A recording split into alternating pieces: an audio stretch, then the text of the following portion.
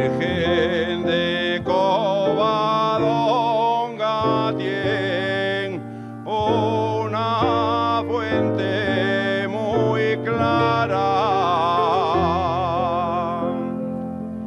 La Virgen de Covadonga tiene una fuente muy clara.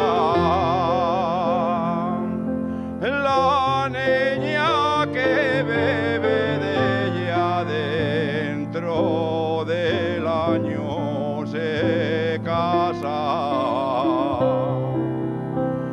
La Virgen de Covadonga tiene una fuente muy clara.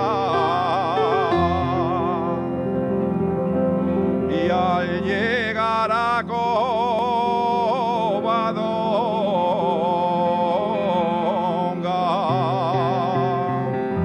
no bebas agua morena,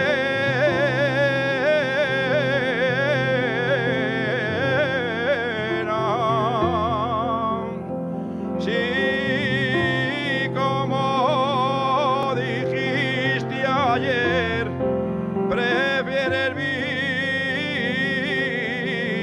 vivir soltera.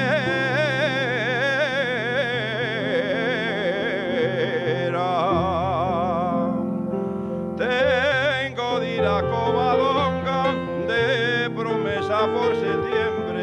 Tengo de ir a las Bollazas aunque llueva y aunque truene. Tráeme el bombón de la azucarera. Tráeme el bombón.